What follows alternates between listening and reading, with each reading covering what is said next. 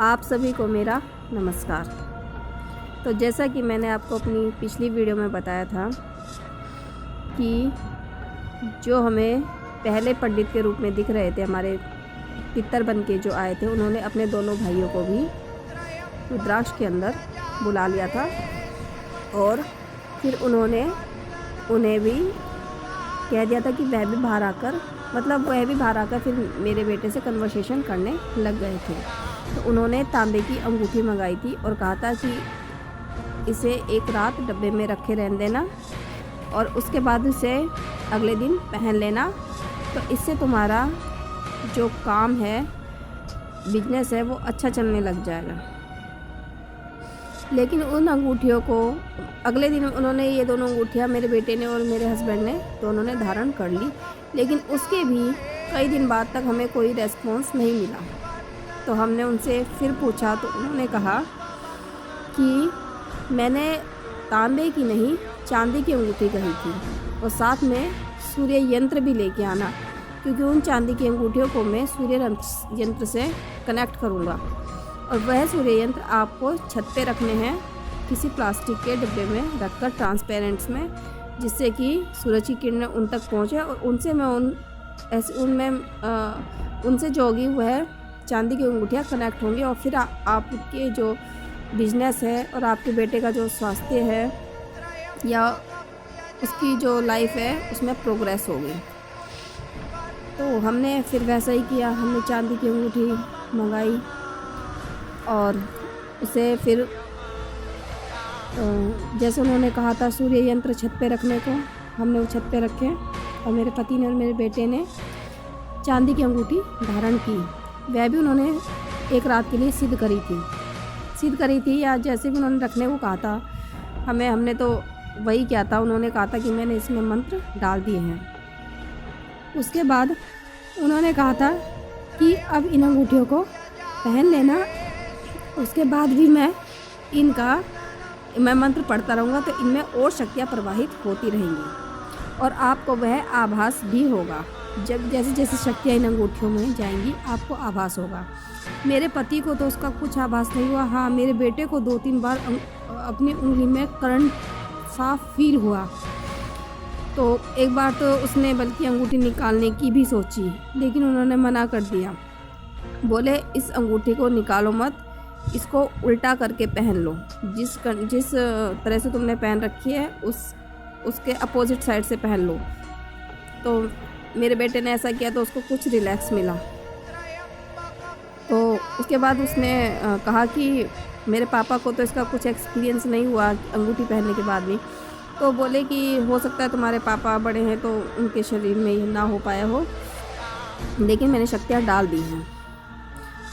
और जो हमारे जो पहले वाले जो नंबर 1 वाले पितर थे, उन्होंने कहा कि मैं भी शिव जी की वो कर रहा हूँ और साधना कर रहा हूँ और मैंने भी कुछ सिद्धियाँ मेरे पास थी जो धीरे धीरे क्षीण हो गई थी उस औरत की वजह से, वह अब मैं भी प्राप्त कर रहा हूँ। तो मैंने धन प्राप्ति जो मेरा साधना है वो मैंने सिद्ध कर ली है। अब तुम्हारे पैसों की कमी नहीं होगी और जो मेरे भाई हैं वह लक्ष्मी जी की कर ही रहे हैं और आपको ये जो अंगूठियाँ दी है इससे आपकी समस्याएं दूर हो जाएंगी। तो हमें लगा कि चलो शायद अब हो जाएंगी, लेकिन ऐसा कुछ नहीं हुआ। फिर उन्होंने कहा कि मेरे भाई लक्ष्मी जी की मूर्ति मांग रहे हैं, वह कह रहे हैं कि हम उनके सामने बैठकर ही, मूर्ति के सामने रहकर ही उनकी साधना करेंगे। उस डब्बे के अंदर ही उन्होंने 2 पार्ट बना लिए। बोले एक में तो क्योंकि कह रहे थे कि मेरे पिताजी भी अब हमारे साथ ही रहेंगे, तो आप एक रुद्राक्ष मेरे पिताजी के नाम का भी रखो और मेरे पिताजी की तरफ तो आप डब्बे का पार्टीशन कर लो और मेरे पिताजी की तरफ शिव जी की मूर्ति रखो जो हमने छोटी सी लाए थे चांदी की, शिव परिवार की, और अपने भाई की तरफ उन्होंने कहा कि लक्ष्मी जी की रखो। और साथ में ही उन्होंने अपने भाई की तरफ पंचमुखी हनुमान जी भी रखवाए कि ताकि वह भाई उनके कुछ गलत ना करें। तो हमने वैसा ही किया। उसके बाद उन्होंने जब लक्ष्मी जी की हमसे वो मंगा ली तो फिर उन्होंने कहा कि तुम सुबह उठ के लक्ष्मी जी के ही मंत्र चलाओ मोबाइल में तो उससे क्या होता है कि आपको पॉजिटिव एनर्जी मिलेगी लक्ष्मी जी की। हमने वही किया, जैसे वह कहते रहे हम उनको फॉलो करते रहे। तो और शाम के टाइम हम महामृत्युंजय का जाप चलाते थे शिवजी जी के मंत्र के रूप में। तो हम वह सब करते रहे, लेकिन हमारी फाइनेंशियल कंडीशन फिर भी इम्प्रूव नहीं हुई। तभी हमें लगता था, जैसे ऐसी बात नहीं थी कि उनमें शक्तियाँ नहीं थी, शक्तियाँ थी, क्योंकि किसी दिन पर्टिकुलर डे वो कह देते थे कि आज तुम्हारा काम अच्छा होगा, तो हमें कुछ रेस्पॉन्स मिलता था अच्छा होने का। लेकिन वो रेस्पॉन्स जो हमें लगता था कि शायद हमें कुछ प्रोग्रेस मिलेगी लाइफ में, वो नहीं मिली। किसी दिन होता था, बाकी दिन हमारा डाउन ही जाता था। तो इस तरह फिर दिन हमारे निकलते चले गए। फिर उसने मेरे बेटे को चेताया कि तुम्हारी फैमिली में कोई ऐसी लेडीज़ है जो हमें काबू में करना चाहती है, तो वह तुम उसे आइडेंटिफाई, मतलब उसने बाहर शो नहीं कर रखा है, लेकिन वो कुछ तंत्र करती तुम्हारी फैमिली में भी है, और वह हमें काबू में करना चाहते। उन्हें पता है कि हम तुम्हारे पास रह रहे हैं। तो हमें तो ऐसा कुछ पता ही नहीं था कि हमारी फैमिली में ऐसा कौन है। तो उन्होंने मेरे बेटे को कहा कि वह है तो एजिड, लेकिन वह जवान बन के रहती है। तो मैंने कहा कि मेरे हिसाब से तो ऐसा कोई है ही नहीं हमारी फैमिली जो एजिड हो, जवान बन के रहता, क्योंकि लगभग हम सभी को जानते हैं। तो फिर उन्होंने कहा कि मतलब वह जो लेडीज़ है उससे हमें ख़तरा है। तो मैंने कहा कि भाई अब हम इसके लिए क्या कर सकते। तो कह रहे कि अब तुम्हें मतलब अपना बचाव करना पड़ेगा। तो हमारे साथ एक घटना ऐसी हुई कि शायद मतलब कि सोचते भी हमें ऐसा लगता है कि वो बहुत कि हमारे पर भगवान की कृपा थी कि मेरे हस्बैंड बच गए एक नॉर्मल सी पानी की टैप में, जिसमें कि जिसका कहीं से कोई करंट का मतलब ही नहीं था, क्योंकि हम 10 साल से मकान में रह रहे थे।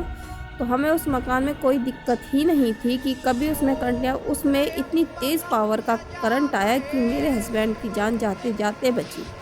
बस वो तो कहते हैं कि लक इतना अच्छा था कि जस्ट उसी टाइम ही लाइट कट गई और मेरे पति उस टाइम सर्वाइव कर पाए, अदरवाइज़ तो बहुत ही तेज़ करंट था।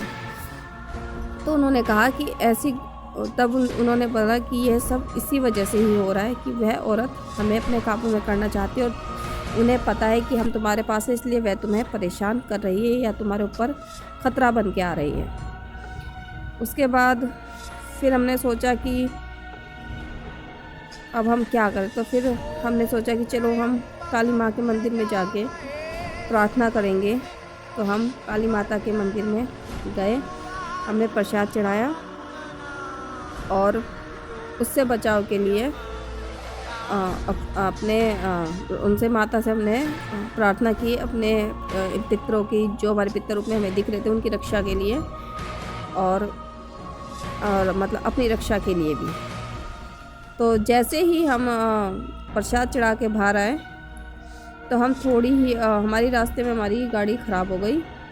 तो गाड़ी ख़राब होने के बाद जैसे ही मैं साइड में खड़ी थी तो मेरा एक्सीडेंट होते होते, मतलब मेरा एक्सीडेंट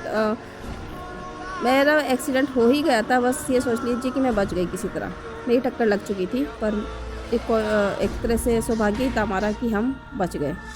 मतलब मेरे कुछ ज़्यादा लगी नहीं, पर हाँ कि एक एक्सीडेंट हुआ था और मेरी बस किस्मत अच्छी थी कि मैं उस टाइम बच गई, मेरे ज़्यादा डेंजर चोट नहीं लगी। तो उसके बाद फिर जो कुछ हुआ वो और भी भयानक होने ही वाला था।